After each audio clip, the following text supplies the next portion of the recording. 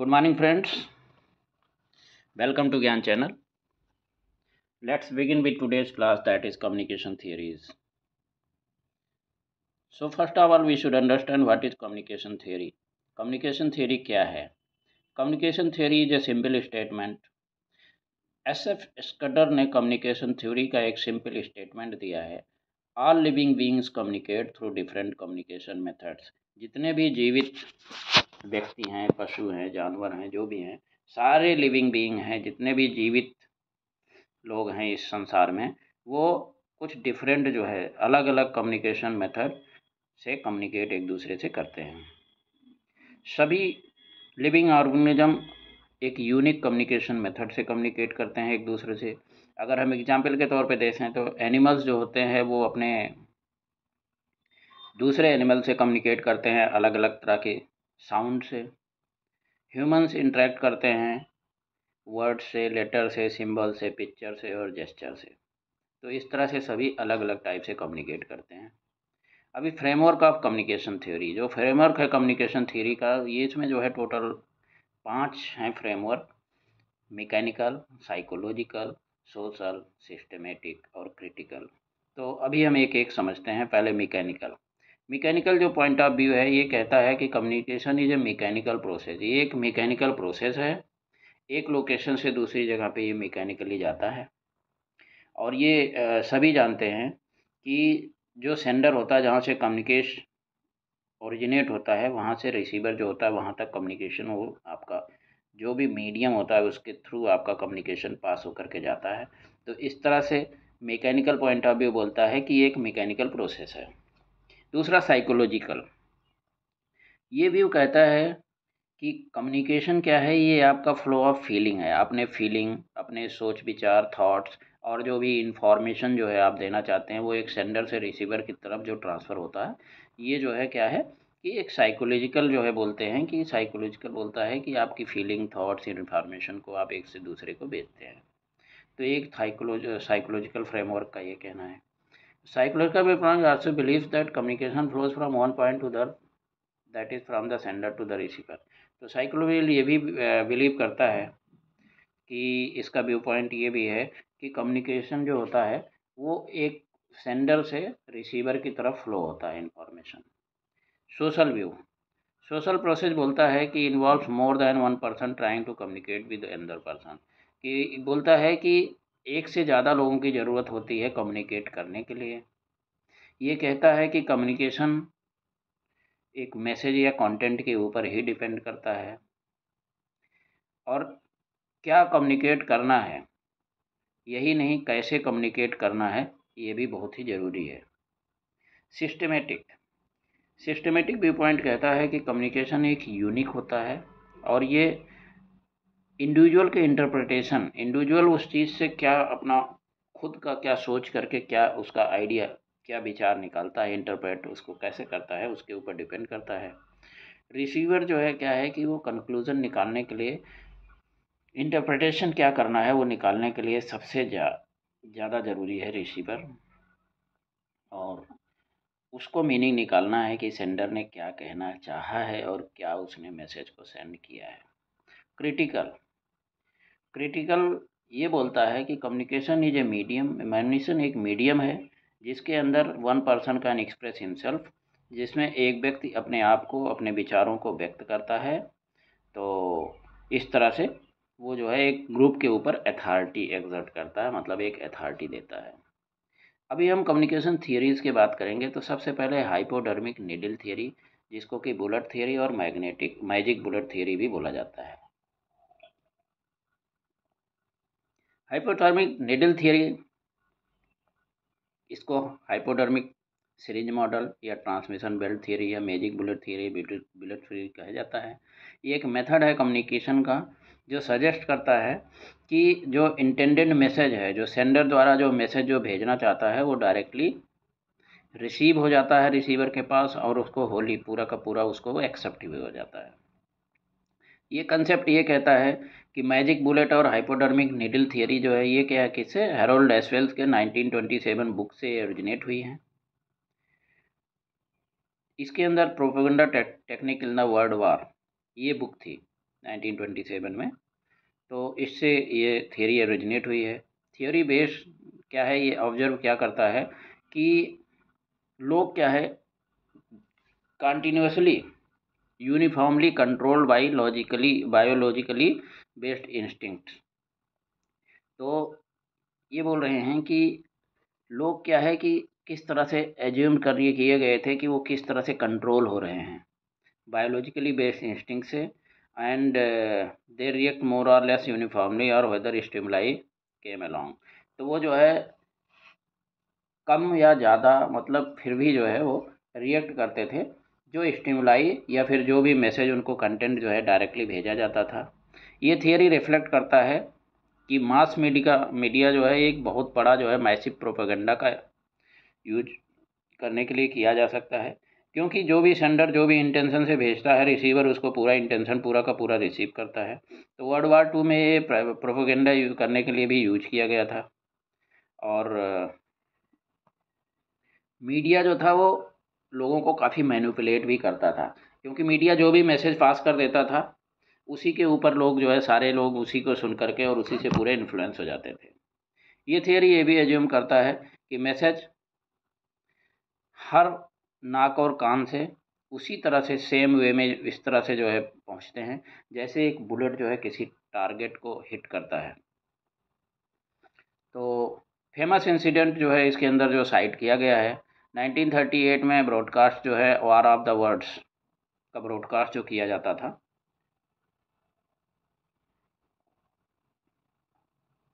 इसमें American mass audience को बहुत ज़्यादा जो है पैनिक किया गया।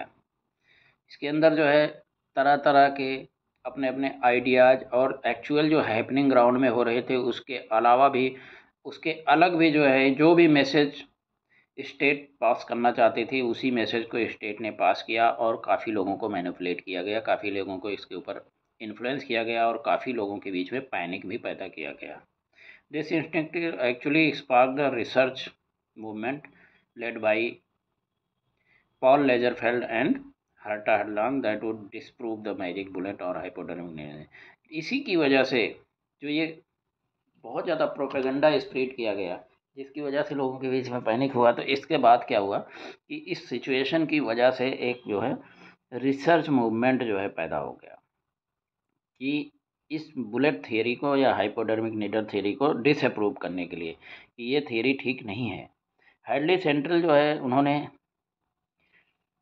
ये रिएक्शंस को शो किया कि कैसे इस तरह से जो है डाइवर्स रिएक्शन थे लोगों के, मतलब कि जो एक्चुअल जो बोलना चाहते थे वो same to same media same receiver receive करके बैठ जाए ऐसा नहीं था, क्योंकि एक पैनिक क्रिएट हुआ था, इसलिए उसको जो है इस हाइपोडर्मिक निडल थियरी को डिसअप्रूव किया गया। अब इसके हम ऊपर क्रिटिसिज्म की बात करते हैं कि कोई भी बिलीव करता है कि बुलेट थियरी के हिसाब से अगर कोई भी आदमी कुछ भी इन्फ्लुएंस करना चाहेगा अपनी मर्जी से मेडिएट करके मैसेज को, चाहे वो जो है उसमें कुछ चेंजेस कर देगा या उसको जो सही मैसेज है उसको गलत कर देगा, तो मीडिया को पूरा का पूरा अगर सभी को रिसीवर को रिसीव हो जाएगा तो फिर इसका मतलब ये है कि ये चीज़ सही नहीं है। तो हॉरर मूवीज़ वगैरह जो हम दिखाते दिखाते हैं बहुत सारे लड़ाई के ऊपर, ड्रग्स के ऊपर, एड्स वगैरह के ऊपर, बहुत ज़्यादा जो है पोटेंशियल जो है विक्टिम्स हो गए मास मीडिया के। Researches and even our own experience with mass media do not support this view of mass audience।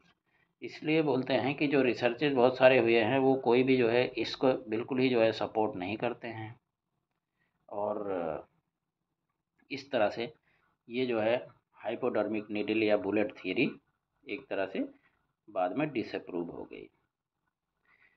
Next है साइकोलॉजिकल और इंडिविजुअल डिफरेंस थियरी। इसमें इंडिविजुअल डिफरेंसेस के ऊपर बात करते हैं। ये थियरी बोलता है कि इंडिविजुअल जैसे जिस तरह से जो है वही उस चीज़ को मैसेज को उसी तरह से अपने हिसाब से ही परसीव करता है, इसलिए इसको साइकोलॉजिकल डिफरेंस थ्योरी भी बोला जाता है। इसका डेफिनेशन अगर हम देखें तो ड्रेवर जेम्स बोलते हैं कि variation in derivations from the average of the group with respect to the mental और physical characters occurring in the individual member of the group are individual differences। बोलते हैं कि अगर एक ही मैसेज को कई लोगों के बीच में अगर भेजा जाए तो हर आदमी उसको अलग अलग अपने हिसाब से, अपने जो है खुद साइकोलॉजी जो है उसके हिसाब से उसको अलग अलग उस मैसेज को समझेगा। तो ये डिफरेंस ये बोलता है कि जो है कि वेरिएशन पक्का जो है हर एक उसमें, कोई भी अगर सेंडर एक मैसेज भेजा रहा है तो 10 लोग रिसीव कर रहे हैं तो वो 10 तरह से उसको अलग अलग तरीके से रिसीव कर रहे हैं। इसी तरह से गुड सीबी ने कहा, वेरिएशन और derivation among individual is regard to a single characteristics or a number of characteristics. Those differences which in their totality distinguish one individual from another. क्योंकि ये जो डिफरेंसेज अलग अलग होते हैं यही जो है एक इंडिविजुअल पर्सनालिटी को दूसरे से डिफ्रेंशिएट करता है। इसी तरह स्किनर सी ने किया है, today we think the individual differences as including any measurable aspect of total personality. तो इंडिविजुअल जो डिफरेंसेज होते हैं इसी से इंडिविजुअल का टोटल पर्सनालिटी को हम जो है एसेस कर सकते हैं। वुडवर्थ आरएस और मार्किन डीजी ने कहा है कि individual differences are found in all psychological characteristics, physical, mental abilities, knowledge, habit, personality and character trait. तो जो इंडिविजुअल डिफरेंसेज होते हैं वो उनके जो है physical, psychological abilities, mental ability, knowledge, habit, personality और कैरेक्टर के ऊपर डिपेंड करता है। तो इंडिविजुअल डिफरेंसेस कितने टाइप के होते हैं? फिजिकल डिफरेंसेज एक हो सकते हैं, कि इंडिविजुअल डिफरेंसेज हो सकते हैं, सोशल डिफरेंसेज हो सकते हैं, इमोशनल डिफरेंसेज हो सकते हैं, एथिकल डिफरेंसेज हो सकते हैं, कल्चरल डिफरेंसेज और racial differences. Individual differences mainly जो है क्या है, 4 फैक्टर की वजह से होते हैं: mind, wisdom, pride and intellect.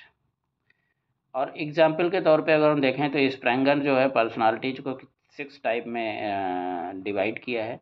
एक है theoretical personality, economical, aesthetic, social, political और रिलीजियस। अब साइकोलॉजिकल और इंडिविजुअल डिफरेंस थियरी के ऊपर हम अगर बात करें तो इंडिविजुअल डिफरेंस थियरी और attitude change theory of mass communication proposes that individuals respond differently to the mass media according to their psychological need. तो लोग अपनी अपनी साइकोलॉजिकल नीड या अपना जो सोचते हैं, जो सुनना चाहते हैं, जो समझना चाहते हैं, उसके हिसाब से वो जो है कोई भी अगर कम्युनिकेट किया जा रहा है तो उसको समझते या सोचते हैं और उसी तरह से उसको परसीव करते हैं मैसेज को। Theory gives importance to individual audiences and states that individual value, need, belief and attitudes play a major role how they react use of media. तो बोलते हैं कि इंडिविजुअल के वैल्यूज़, इंडिविजुअल की आवश्यकताएं, नीड्स, उनके खुद के अपने बिलीफ, विश्वास किस चीज़ पे करते हैं और उनका अपना एटीट्यूड जो होता है वो बहुत ज़्यादा रोल इसमें प्ले करते हैं। Theory based on psychological approach to understand mass media, ये बहुत ही इंपॉर्टेंट है कि साइकोलॉजिकल अप्रोच से जो है आप मास मीडिया इफेक्ट को अंडरस्टैंड बहुत आसानी से अच्छी तरह से कर सकते हैं।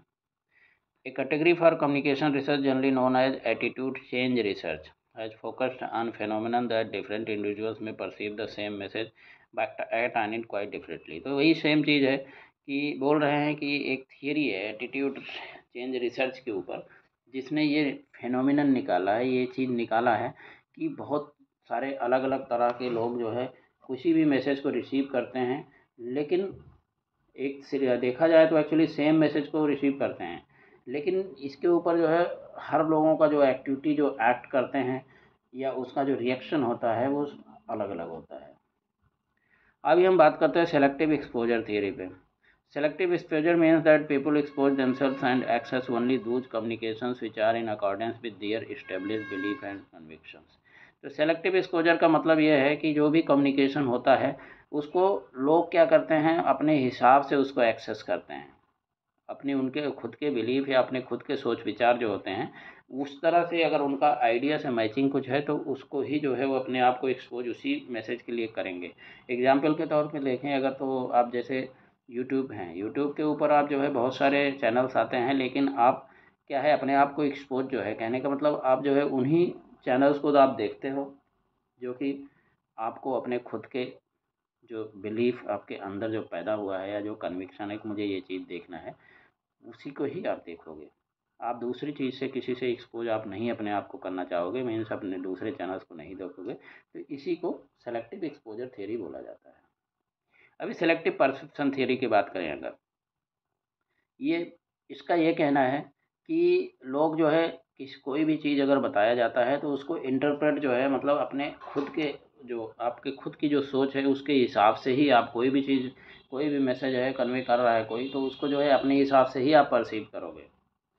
आप जो है एक्चुअल जो मैसेज है वो एक्चुअल में क्या है उससे आपका कोई लेना देना नहीं। आप उससे अपने आइडिया जो आपकी जो सोच है उसके हिसाब से ही उसके आप जो है उस अपने आप वैल्यूज़ उसके निकालोगे।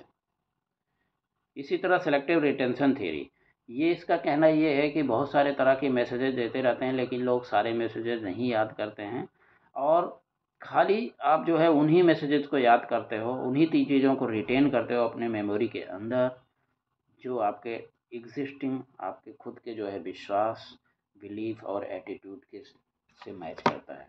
अब बाकी मैसेजेस को आप जो है रिटेन नहीं करते हैं। अगर हम इसको सम अप करें तो individual differences theory of mass communication proposes that individual respond differently to the mass media according to their psychological need. तो ये बोलता है कि एक्चुअल में जो है लोग इंडिविजुअल जितने भी हैं वो मास मीडिया को इंडिविजुअली अपने हिसाब से अपने खुद के साइकोलॉजिकल नीड, अपने खुद के बिलीफ और अपने एटीट्यूड के हिसाब से ही उसको जो है समझते हैं। अभी हम इसके बाद बात करेंगे personal influence theory. Personal influence theory जो है ये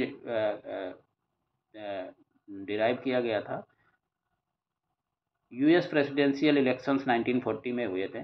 तो उसके अंदर उसके उस टाइम पे जब स्टडी किया गया था इलेक्शन का, तो उसमें जो है पॉल लेजरफेल्ड, बर्नार्ड विल्सन और लेजल गर्ड ने इस चीज़ को डिराइव किया था पर्सनल इन्फ्लुएंस थ्योरी के। इसमें two step flow of information जो है बोल रहा है, हाइपोथेसिस है कि इसमें जो है पीपल्स के चॉइस का स्टडी किया गया था 1944 में, और उसमें तो hope to find that media directly affected the audience opinion. उन्होंने सोचा कि जो है मीडिया सही में जो है ऑडियंस का जो ओपिनियन है उसको चेंज करेगा, उसको अफेक्ट करेगा। लेकिन वो सरप्राइज थे ये जान करके कि जो पर्सनल कंटेक्ट थे, जितने लोग जो डायरेक्ट पर्सनली जा कर के कंटेक्ट किए या लोगों से टच में थे, वो लोग जो है मीडिया के कितने भी बताने से भी उनका कोई इन्फ्लुएंस उनके ऊपर नहीं पड़ा। तो इसको इसलिए पर्सनल इन्फ्लुएंस या टू स्टेप थ्योरी बोला जाता है। ये कंट्राडिक्ट हाइपोडर्मिक नीडल और मैजिक बुलेट थ्योरी इनसे इन्फ्लुएंस, क्योंकि जो है बोलता है कि मीडिया का कोई ज़्यादा इफेक्ट नहीं होता है। जो अपने पर्सनल अपने बिलीफ होते हैं और लोगों से जो डायरेक्ट कंटेक्ट होता है उसको मीडिया कभी भी अल्टर नहीं कर सकता है। अब टू स्टेप फ्लो थ्योरी की बात करें तो इसके फाउंडर जो हैं वो पॉल लेजरफेल्ड और इलिहू कार्ड्स हैं। इन्होंने अपने बुक पर्सनल इन्फ्लुएंस 1955 में बुक आई थी, इसके अंदर इन्होंने इसके ऊपर डिस्क्राइब किया हुआ है। ये थियरी ये क्लेम करता है majority of people are directly influenced and informed by the media through opinion leaders in the society. तो बोल रहे हैं कि सोसाइटी के अंदर जो इन्फ्लुएंसर्स होते हैं, जो ओपिनियन लीडर्स होते हैं, सिर्फ ज़्यादा से ज़्यादा जो है डायरेक्टली इन्फ्लुएंस होते हैं।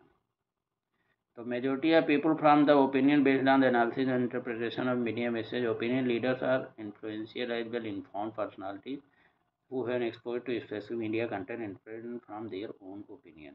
तो ओपिनियन लीडर्स जो होते हैं वो जिस मीडिया से भी इन्फ्लुएंस होते हैं, अगर वो जो है किसी भी कंटेंट से इन्फ्लुएंस हो गए तो वो अपने आप जो है इंटरप्रेट, उनका जो ओपिनियन होगा उसके हिसाब से उस मीडिया को इंटरप्रेट कर लेते हैं। और इसके बाद ये क्या करते हैं कि ये इनका जो है एक्सेस होता है मीडिया सोर्सेज से, और जनरल मेन स्ट्रीम से ज़्यादा इनका एक्सेस होता है। और ये कम्युनिकेशन मॉडल ये हाइपोथेसाइज करता है कि ideas flow from mass media to opinion leaders. Idea जो होता है वो मास मीडिया से पहले ओपिनियन लीडर के पास जाता है, और उसके बाद वो वाइड पॉपुलेशन के अंदर जाता है, तो वो पॉपुलेशन के द्वारा एब्जॉर्ब किया जाता है, क्योंकि जो ओपिनियन लीडर होते हैं उनका डायरेक्ट पर्सनल कांटेक्ट होता है लोगों के साथ और लोग उनकी बातों को अच्छी तरह से समझते हैं। अब हम बात करते हैं multi step flow theory.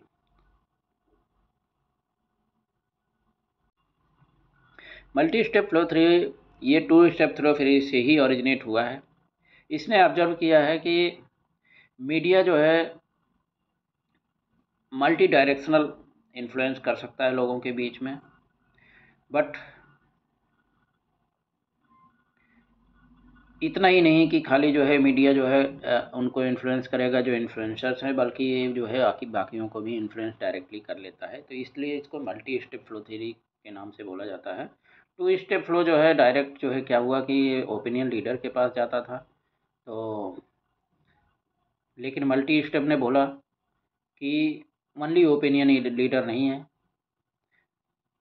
2 opinion leader, 3 opinion, 4, 5, even कितने भी लोग जो है उसमें चेन में आ सकते हैं, क्योंकि मल्टी स्टेप में था कि ओपिनियन लीडर उसके बाद पॉपुलेशन को जा रहा है।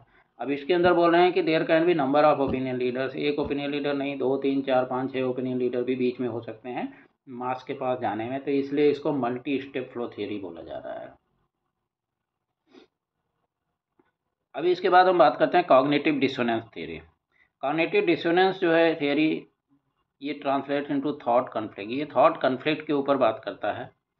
ये यूएस साइकोलॉजिस्ट लियोन फर्स्टिंगर जो है उनके द्वारा प्रपोज किया गया था 1950 में। ये थियरी एक्सप्लेन करता है कि किस तरह से लोग जो है अपने साइकोलॉजिकल डिस्कम्फर्ट को रिड्यूस करते हैं और इमोशनल इक्विलिब्रियम को अपने अचीव करते हैं किसी तरह से इनकंसिस्टेंट बिलीफ बिहेवियर के सामने। इसका ये कहना है कि चाहे कोई भी तरह का मैसेज कुछ भी पास किया जा रहा हो, बट ये जो है इसका ये बोलना है कि जो है जो लोगों को जो तरह से जो अगर उनको कॉग्निटिव डिसोनेंस किसी चीज़ पे होगा तो वो उस चीज़ को बिल्कुल एक्सेप्ट नहीं करेंगे, बाकी मैसेजेस को ये एक्सेप्ट कर लेंगे। तो कॉग्निटिव डिसोनेंस थियरी में 2 बेसिक हाइपोथेसिस हैं। पहला हाइपोथेसिस बोलता है the first one state that people who experience psychological discomfort arising from cognitive conflict will attempt to reduce the discomfort and achieve consensus और इनर हार्मनी। तो ये जो भी मैसेज है अगर उससे उनको जो है उनके दिमाग में कॉग्निटिव कॉन्फ्लिक्ट हो रहा है तो वो उसको जो है डिस्कम्फर्ट को रिड्यूस कर देंगे। कहने का मतलब वो उसको जो है एब्जॉर्ब नहीं करेंगे उस मैसेज को। इसमें लोग किस तरह से करते हैं, 3 तरीके बताए। Minimise the importance of the dissonant thought, उस मैसेज का इम्पोर्टेंस जो है मिनिमाइज कर दें, कम से कम कर दें। Outweigh the dissonant thought with consonant thought, जो डिसोनेंट थॉट है जो कि हमें एक्चुअली जो विचार जो भिन्न है जो हमें नहीं पसंद आ रहे हैं उनको जो है अपने पसंद वाले विचारों के साथ जो है उनको आउटवे कर लें। इसके अलावा incorporate the dissonant thought into one's current belief system, या फिर वो अपने करंट बिलीफ सिस्टम को ही जो है चेंज कर लें। तो ये 3 तरह से इन्होंने बताया कि हो सकता है।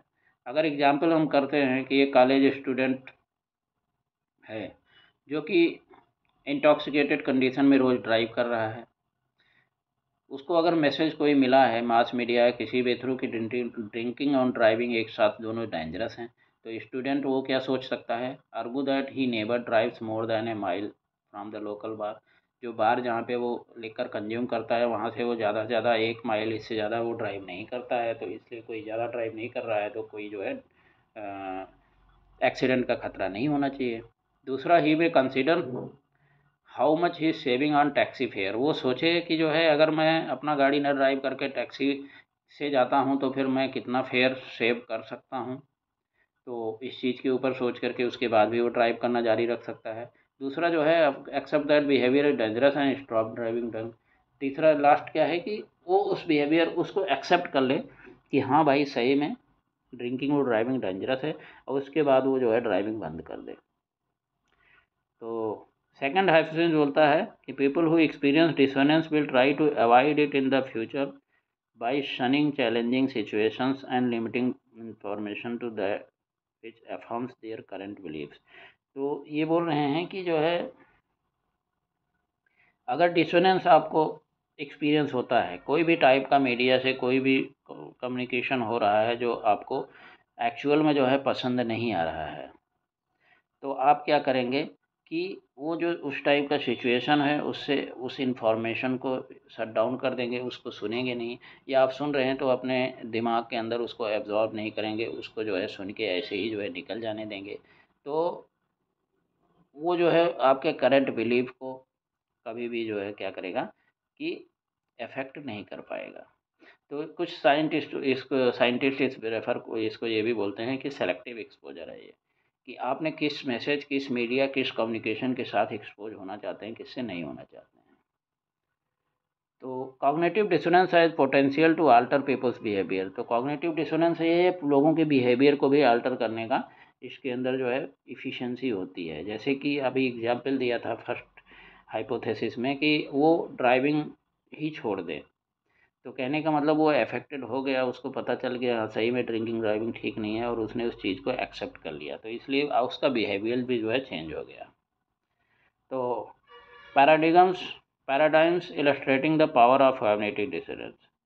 तो जो कॉग्निटिव डिसोनेंस के जो पावर हैं उनके अंदर, उनको अगर हम एक्चुअली डिस्कस करें तो इस तरह से कर सकते हैं।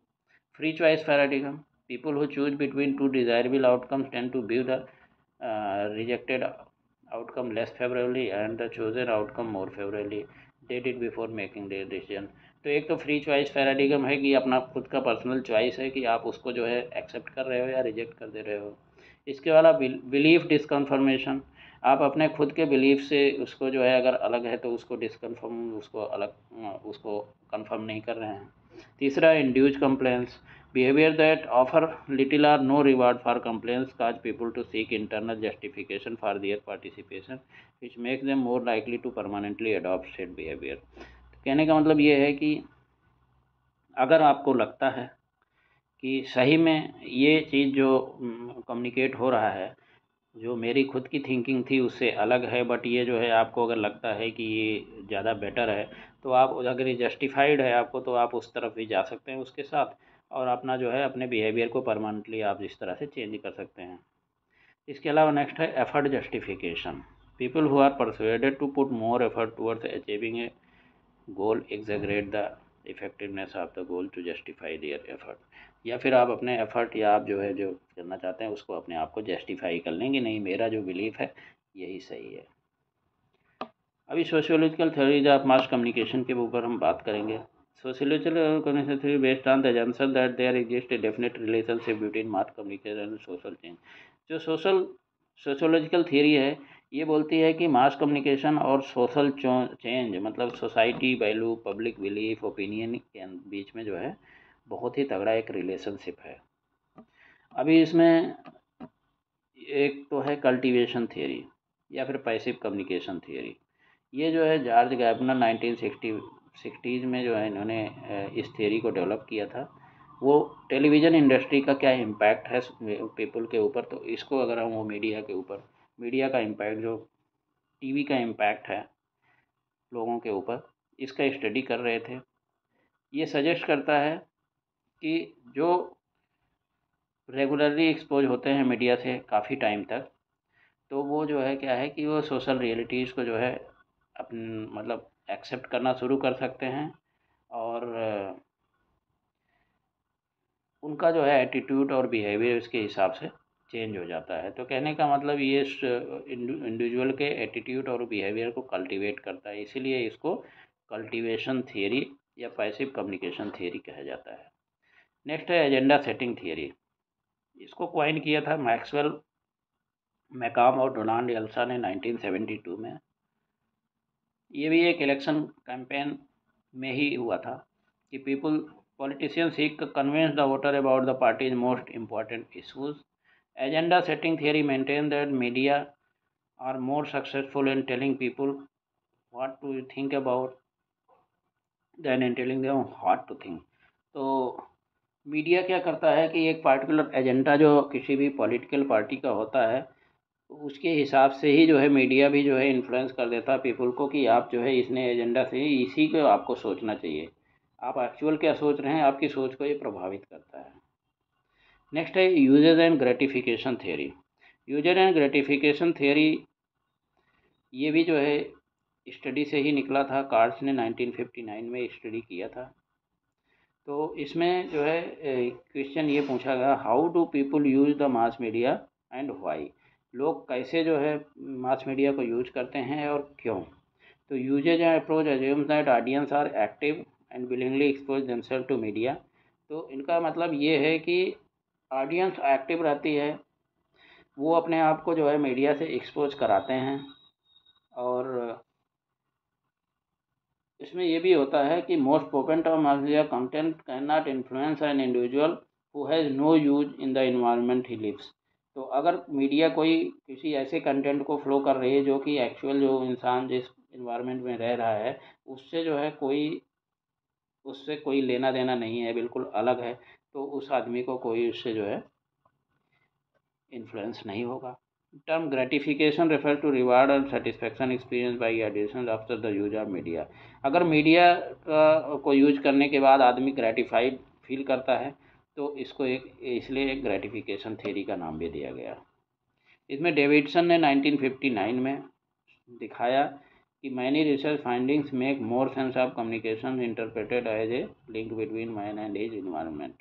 तो इन्वायरमेंट और मैन के बीच में जो मास है, यानी कि जो पब्लिक है और जो उस टाइम वहाँ पे जो इन्वायरमेंट है, उसके बीच में बहुत ही ज़्यादा जो है अच्छा लिंक होता है। और जो कम्युनिकेशन होता है, जो मीडिया जो मैसेज देती है, वो इसके बीच में एक लिंक जो है इस्टेब्लिश करने का जो है काम करती है। तो इसमें बोलते हैं कि communication effect can be explain in terms of role they play by enabling people to bring about more satisfactory relation between themselves and the world around them. तो कम्युनिकेशन बहुत ही अच्छा एक रोल प्ले करता है आसपास के लोगों के बीच में आपस में एक अच्छा हार्मनी पैदा करने के लिए। इसके बाद अभी डिपेंडेंसी थियरी की बात करते हैं। तो मेल्विन डी फ्लोर और सैंड्रा बेल, इन्होंने प्रपोज किया है कि integrated dependency theory of mass communication इन्होंने प्रपोज किया है।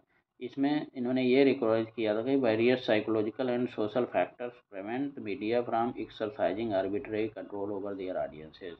तो आपने खुद के साइकोलॉजिकल और सोशल फैक्टर्स बहुत सारे होते हैं जो कि मीडिया को आदमी को इन्फ्लुएंस करने से बचाते हैं, उनको जो है मतलब अलग करते हैं। तो इनका ये कहना था कि mass media not only like arbitrary influence powers but personal lack of freedom to engage the arbitrary communication behavior. Both media and their audiences are integral parts of their society. The surrounding socio-culture content provides control and constraints on the nature of media message and effects on audiences। तो इसलिए बोल रहे हैं कि जो social और जो हमारा जो कल्चरल जो सराउंडिंग होती है वो ऑडियंसेस के जो मैसेज जो मीडिया से मिलते हैं उसको अफेक्ट करता है। तो दोस्तों इस तरह से आज का ये चैप्टर ख़त्म होता है। Thank you. जय हिंद।